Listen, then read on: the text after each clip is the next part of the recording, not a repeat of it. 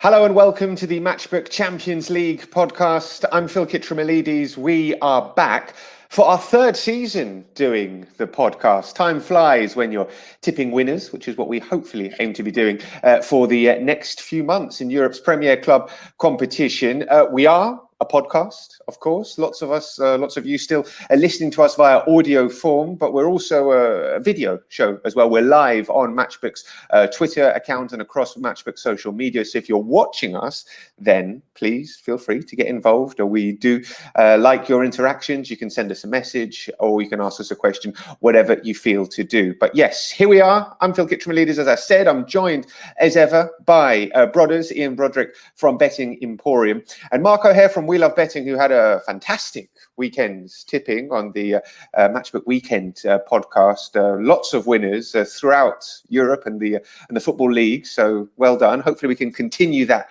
into the Champions League, Mark. And brothers as well, welcome. Lots for us to get through, so we're going to get stuck into it right from the start, guys. And look at the outrights for the Champions League. I think I don't even need to ask who Brothers is backing, because for the last 25 years he's been backing PSG to win the Champions League. You came really close last season, Brothers. Are you back? You're not going to back them again, surely, are you? Oh yeah, of course. Yeah, of course. It's, I can't. I've got to carry on backing them until they win. So it may be that I'm dead in the ground. But yeah, I like PSG in terms of the top sort of sides. Obviously, you've got some very obvious teams at the top of the market. Bayern. Part of me wonders whether or not they were flattered a little bit by last season's victory in the Champions League. I mean, they're clearly a top side. Under Hansi Flick, they've improved dramatically from where they were, and of course they're going to be in the mix for this season's competition. But with the Bundesliga finishing earlier than a number of the other competitions last season, I felt like they did have an advantage, the German sides, in terms of their physical preparedness, and they had a good rest, and they were able to really get ready for the knockout stages. Whereas teams from especially Serie A, for example, had a lot of matches in a short space of time, and then had to go, with a week or 10 days rest into the Champions League knockout format, which I think disadvantaged them. I mean, I'm not, if you look at the way Atlanta played, especially, for example, they looked like they ran out of steam eventually. And especially in that PSG game, the second half, they just looked done physically. So, you can look at the top end of the market, and I think, the Bayern's, Man City, again, are probably about the right price. I think Man City have been... Let me just say the prices for those listening. So you've got Bayern Munich at 5.6, Manchester City at 5.8. Manchester City have been the pre-tournament favourites for the last few years, but Bayern are just ahead of them. Liverpool at 7.4, PSG at 10.6, Real Madrid, 13 times champions, at 14.5, and you can get Juventus and Barcelona at 15.0. Obviously, just for those listening to us, brothers, so they know what the prices are. No, thank you. Yeah, I mean, look. Excuse me. I think the point I would make is that a lot of the clubs at the top of the market have got doubts for one reason or another. You look at Man City, and they've undoubtedly got the talent and the quality in their squad to challenge, but they've got defensive issues still. It's yet to be seen whether or not Ake and Diaz are going to solve those sort of central defensive issues. And also, I think Guardiola has been getting in sort of getting himself in trouble, trying to be too clever tactically at times in the last couple of seasons, where he's, tried to play in a particular style to suit the opposition. Whereas, in fact, I think, he should probably be getting the opposition to worry about Man City and what they're going to do more. So, if, Man City have clearly got the ability to challenge. I think Liverpool are going to, clearly miss Van Dijk tremendously. You kind of get the impression with Liverpool so far this season that they're a bit after the Lord Mayor's show. It's not uncommon for a side that wins the league to take a step back mentally. And you kind of feel like the way they're performing, certainly when they came back after lockdown and at the beginning of this season, they've looked a million miles away from the team that they were at the beginning of last season. So again, they've got the quality, we know that, but whether or not they've got the mental approach to succeed is going to be another matter. And obviously Klopp is a top manager. So I think, for me, sorry, I'm rambling on. For me, I think this is a season where we can look at a few outsiders and really look at a bit of value for a run for our money. And then, of course, if you are backing teams at longer odds, you've got the opportunity to trade out if you so wish. If they get through to the later stages of the competition. So, go on, Phil. You were going to say? Sorry. No, I was just going to lead into the fact that last season, Mark, anti-post, picked a very attractive-looking RB Leipzig selection as a trading option. What was it around, Mark? 66? Yeah, 66. I know Broadrick was on it as well, on his own service as well. So yeah, can't just lay claim to that myself. But both of us were kind of in on Leipzig and thought that was quite a good thing at a big price. I think it's probably a case to be made for them again this year too. But yeah, no, I agree with that. I think Leipzig are one of the teams that I would definitely be looking at to have a deep run. I think they've got the quality. I know there's concern about Werner leaving, but if you look at the type of player that he was for Leipzig, they have players that can replace him. He was, he's got pace and so on, but someone like Christopher Nkunku could easily step into that role this season. And they're just a team that plays a brilliant system. And Nagelsmann's so good that they're at a big price, and I think they're certainly a team that I could see getting through the group stages. I mean, obviously they've got on paper a strong group to get through, but I think they're a team that I like. I like Atalanta again. I think Atalanta are a team that everyone loves watching, and I think if you back them, the nice thing is you just get to watch them, and fun, and they just look terrifying going forwards. I mean, they're going to get goals, that, but they've scored. I mean, obviously they lost at the weekend to Napoli. They've scored 4 goals in their first 3 games in Serie A. They've kept hold of Papu Gomez, which I think is a huge deal for them. And they're a team that I'd be very interested in to look at a bigger price as well.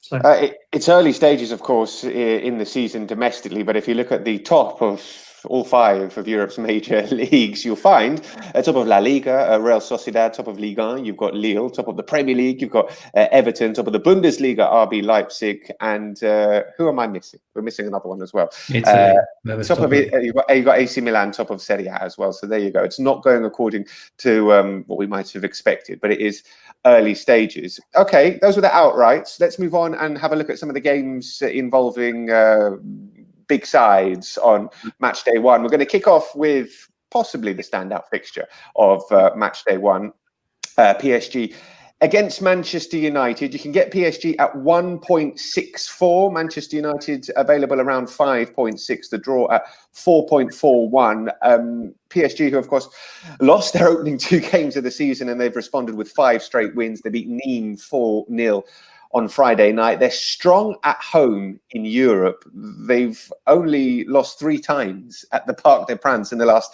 16 years. Real Madrid have won there, Barcelona have won there, and Manchester United have won there a couple of years ago as well, in dramatic fashion. A United who had that much-needed win over Newcastle at the weekend, although they're yet to keep a clean sheet in the Premier League.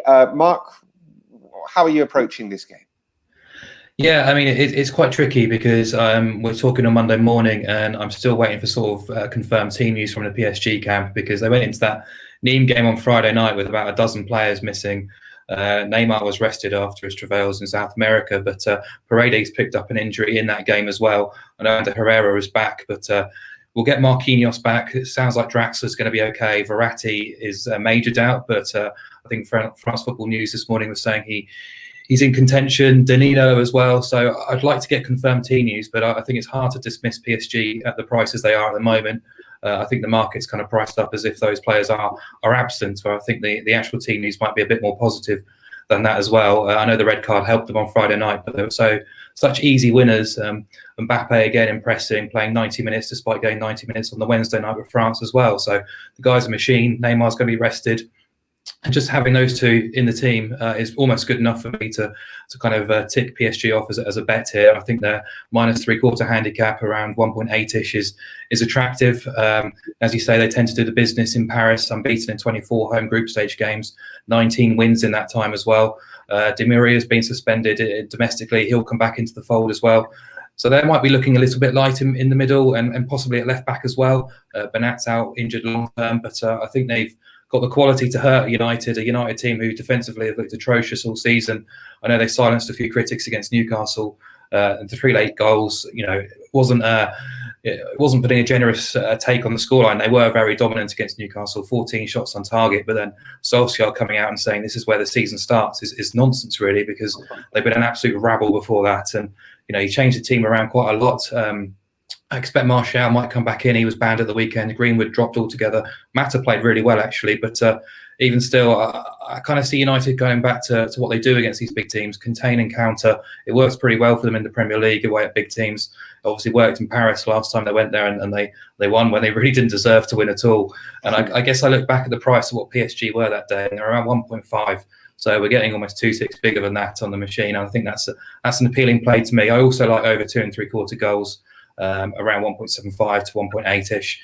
If you exclude the final last year, PSG scored twice or more in 7 of 10 Champions League games.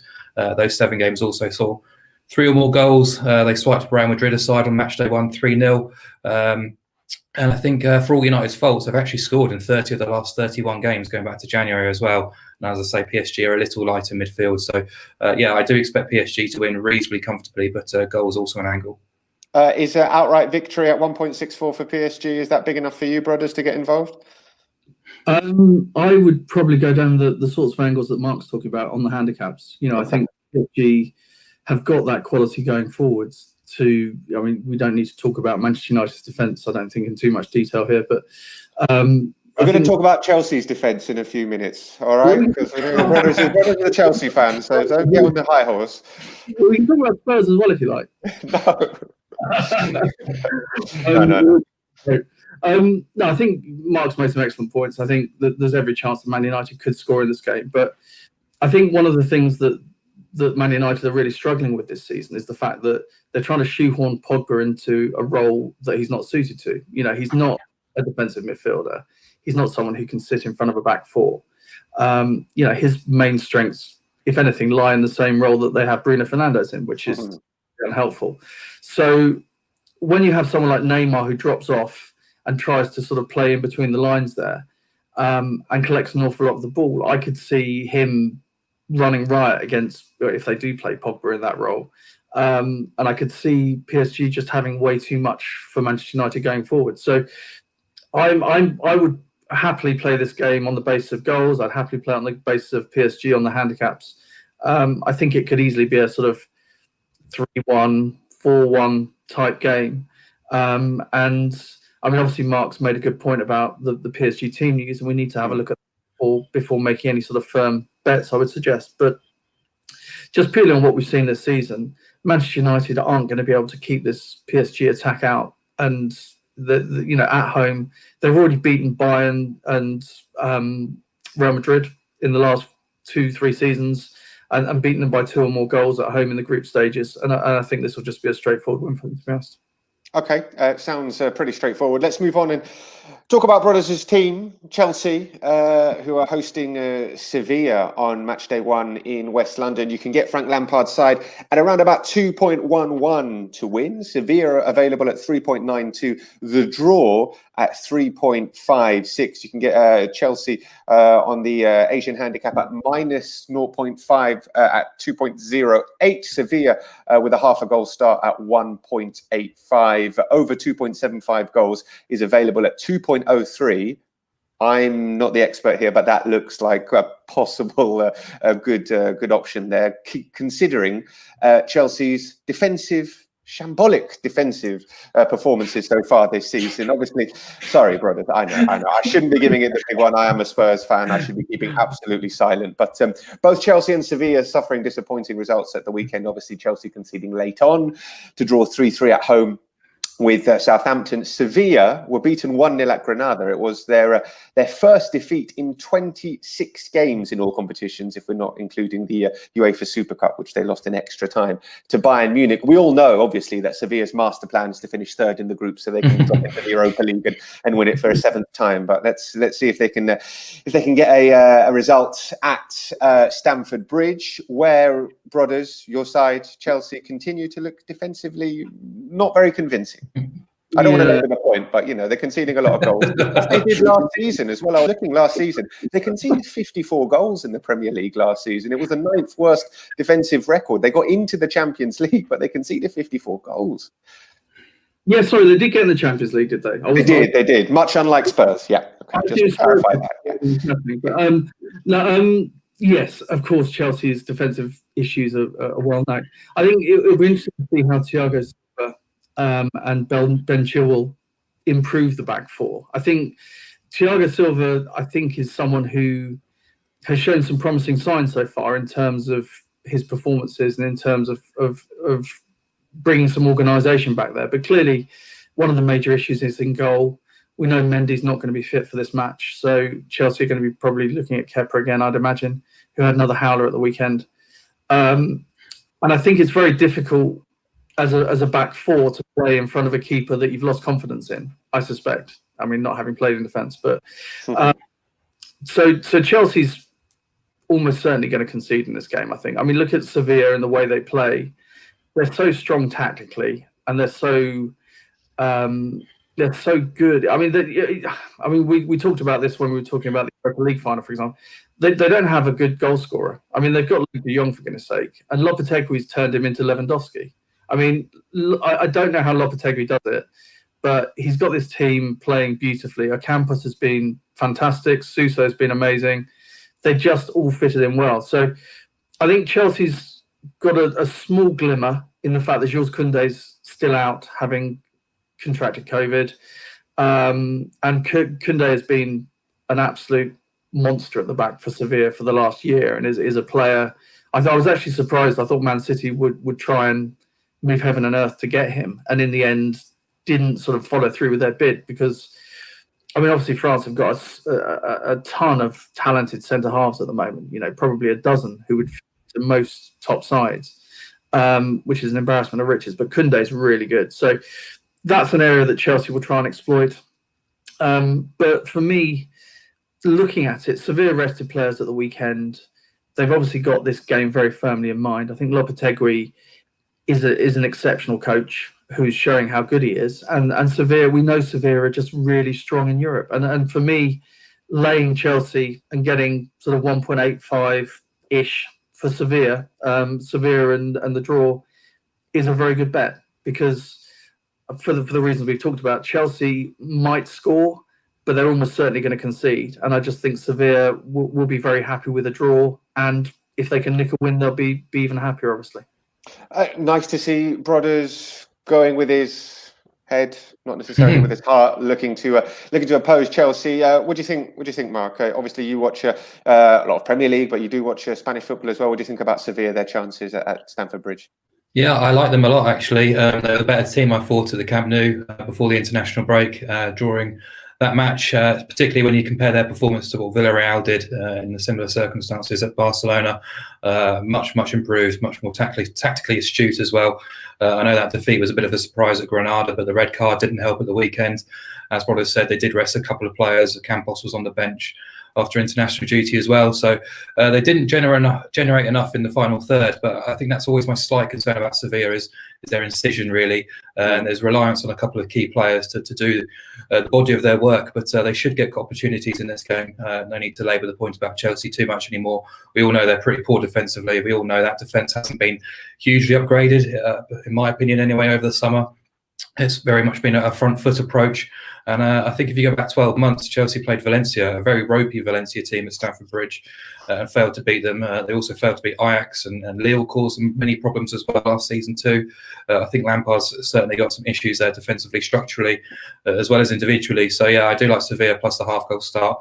That Granada loss, you mentioned how long it's been. That was the first defeat in 90 minutes since the 9th of February.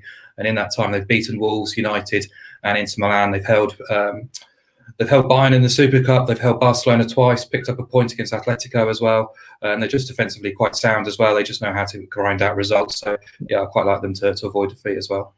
Okay, Sevilla to avoid defeat. Regular listeners to the pod will know that I was backing them all the way in the Europa League, unlike these two who just didn't believe, but I did. There we go. I told you you'd never hear the end of it, and I had to mention it. That's it. I've done it now. Let's move on to the final game that we're going to focus on in terms of a full preview, and that is, for my money, I said PSG and Man United was the standout fixture. For my money, this is the standout fixture. Bayern Munich against Atletico Madrid. Obviously, Bayern the defending champions. You can get them at 1.57 to win the game. Atletico available at 6.1. A draw is at 4.65. You can get Bayern Munich just under even money on a -1 on the Asian handicap. Atletico Madrid at 1.95 with a goals start.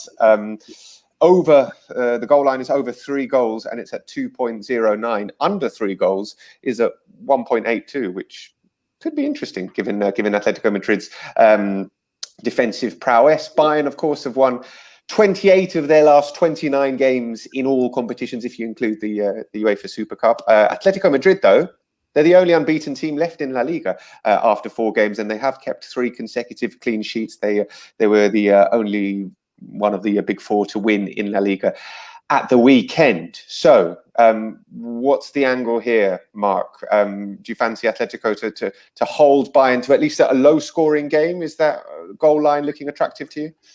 Yeah, I think it is actually. I think this game is probably going to be attack versus defence. For all, Atletico like to tease us at the start of the season with a potential switch in system and saying they're going to play more attacking football and exciting football. They do tend to revert to standard Simeone ball in these big games, particularly away from home. They won their first game of the season 6-1 and then promptly drew the next 2 0-0. So there we go. Yeah. Exactly. So I am anticipating the usual 4-4-2, 4 central midfielders, deep line defence, ask Bayern to break them down. I think João Felix could potentially be a thorn in Bayern's side on the counter-attack and in transitions. We saw how Bayern can be got at with that famed high line in the Champions League. So yeah, they've also conceded plenty of goals in the Bundesliga too, but I think this will be different. It's just how bold and how daring Atletico want to be. Their group stage results on the road haven't been great in the Champions League in recent seasons. 2 wins in 10, 1 win in 5, 3 defeats. The only win came at Lokomotiv Moscow. So immediately you can look towards Bayern. I looked at the handicap, but even the 3/4 handicap at 1.7 is just too tight for me, really, considering what Atletico, we know what they're capable of. Away from Madrid, they lost in 90 minutes against Leipzig, Liverpool, Leverkusen and Juventus in the past 2 years. And, they haven't gone, they're just a team I can't really trust on their travels in the Champions League. But what you can really trust them to do is kind of keep the score down. And that goal line did appeal to me, under 3 goals at 1.82. Get your cash back if exactly 3. Only way to lose your money if there's 4 goals or more.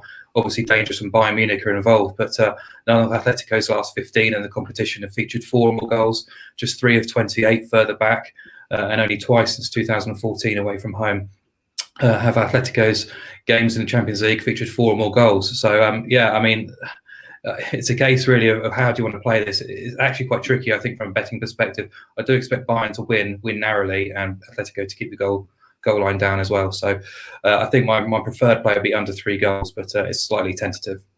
Well, I'm glad that I managed to pick the correct selection in terms of what Mark's thinking. Are you on our wavelength, brothers? What are you thinking? No, I agree almost everything Mark said there. Well, not almost all of what Mark said. I think it's a really difficult game to bet with any sort of strong conviction in, because of the reasons Mark's touched on. We don't know how Atletico are going to set up, what their attitude will be. I suspect. Well, no, right, okay. We might have an idea. Yeah, right, okay. But I mean, I think if we assume that Atletico are going to be Atletico, then I think taking under 3 is probably the right play. You look at the way that Sevilla were able to stifle Bayern in the Super Cup, and that won't have gone unnoticed by Simeone. I suspect that they are going to do exactly what Mark said, which is sit back, probably play João Felix. It's hard to imagine they're going to rely on the pace of Diego Costa or Luis Suarez, although, clearly they're going to be options for them. But I think look to hit Bayern on the break with that high line and nick something and then sit on it. And, they've kept 3 clean sheets in a row in La Liga. They look like, again, just this well-drilled, amazing defensive machine. But Bayern have got the ability, and we've seen they've got the ability to cut teams open. So it's not a game that I would go heavily in. Certainly happy with under 3 as the best option of the lot, but I don't see myself getting very heavily involved, to be honest. Okay, there we go. We've got some Other business. Mark, you've got a couple of bets that you fancy on match day one. Do tell us what you fancy elsewhere apart from the 3 featured games that we've spoken about. Yeah, annoyingly, I've just been checking the prices and it's gone now, but there might still be potential to get involved in some sort of handicap. But I thought Real Madrid was slightly overrated against Shakhtar Donetsk. Madrid, you'll know well, Phil, they're not the same team as sort of 2 years ago, sort of flourishing attacks. It's quite functional, has been for some time. I think this season I've been alarmed by a few of the performances, particularly Levante before the break. And then again at the weekend, I know there's probably going to be an overreaction to that Cadiz defeat, but Courtois has arguably been one of the best players this season. And I think that probably tells you all you can tell about Real Madrid. So Cadiz I thought were fair winners in that. And Madrid laboured again, so reliant on Benzema. Midfield looks a little bit tired. Defensively, they're not quite as energetic. Sergio Ramos went off injured as well. So there's a doubt there. I just think Shakhtar were +2 on the Asian handicap around 1.7. Unfortunately, it's gone now. You can potentially get the 1 3/4 line on side as well. It's not quite as attractive to me. We know they're quite flaky on their travels traditionally, but they do possess plenty of punch and attack. And I think if Shakhtar score, obviously that handicap looks lovely. And you look at Madrid, I think they've won by 3 or more goals once in 16 since lockdown, and twice in the Champions League in the last 2 years. And Shakhtar's attack, with Moraes, Tyson, Marlos, etc. They just love playing on transitions and on the counter attack. So I do think they can hurt Madrid, particularly if Ramos isn't playing as well. Okay, Madrid have been pretty solid defensively, but as you said, they've put in a couple of slightly dodgy performances, not least the one at the weekend against Cadiz, which certainly the first half was described by certain people here. I live and work in Madrid. A lot of people, you say the word overreaction, people were saying it's the worst performance I've ever seen. I was like, come on, guys, calm down. They weren't good, but people weren't happy at all here. Point on that, sorry to interrupt. Just therefore, if people are looking at that game, just be mindful of the Shakhtar team news, because they've had quite a lot of issues with COVID and players being unable to train, and they were definitely short at the weekend. So just have before getting involved in that game, I would definitely check the team news as well first, because Shakhtar, Mark's made a good case for them, but you do need to just be mindful of that as well. So. Okay, I'd check the goal line as well, because most Real Madrid games have been very low scoring since lockdown, or really most of the year. So opposing goals in that game could be an option as well. You had another one you wanted to mention, Mark? It's my best bet of the Champions League. So if you want me to do it now, or we can wait till the end. All right, well, let's move on and do our best bets. Okay, best bets of match day one then. I'll let Brothers give his best bet. What is your best bet, Mark Brothers, for match day one of the Champions League? It kills me to say it, but Sevilla +0.5 against Chelsea. Wow, you're really convinced that your Chelsea team aren't going to win. No, I just really like Sevilla. I think Sevilla, when you're looking at outsiders for the whole thing, I think Sevilla are one of those teams you should consider. And I just think that they're completely the sort of team that Chelsea will have a nightmare against. And I think getting a half start at 1.85 is great value, unfortunately. Absolutely. Yep. No, sounds like very good value indeed. And Mark, then do tell us, what's your best bet of match day one? Yeah, it's Leipzig -1.5 against Başakşehir. Leipzig made a really good start in Germany despite missing Timo Werner. We know they can play without him, as we saw in the Champions League after lockdown anyway. Patrick Schick gone also, but they've signed Alexander Sorloth. Hwang as well came in from Salzburg, so they've got plenty of creative quality players going forward as well. Defensively, we know they're pretty sound anyhow. Konaté, Meccano, both fit. Willy Orban as well, so they've got defensive players fit and available who weren't probably in 2020 for the large parts of this competition, which does make a difference. They've shown they're capable of switching systems from 3 at the back to 4 at the back regularly already this season under Nagelsmann as well. And I just think they're going to be too quick, too incisive, too energetic for a Başakşehir team who may have won the Turkish championship last season, but all the competition around them collapsed. Galatasaray and Fenerbahce finished outside the top 5. The majority of Başakşehir's best work came against the lesser lights. They've started their defence desperately. They did win away at Trabzonspor at the weekend, which was a welcome win. But you look at their record last year, 3 wins from 12 against the top 7. And I think the Turkish league traditionally is quite slow-paced, quite pedestrian, and it's just not conducive for a game against Leipzig, I don't think, especially away from home in Germany. So, I looked at their record away from home as well in the Europa League. It's been pretty wretched for a while, the Turkish team. Their squad is kind of filled with Premier League veterans. Denver Bar at 35 leads the line for them. They've tried to sort of integrate a few more homegrown talents into the team, but things haven't been working too well. So I expect Leipzig to put them to the sword.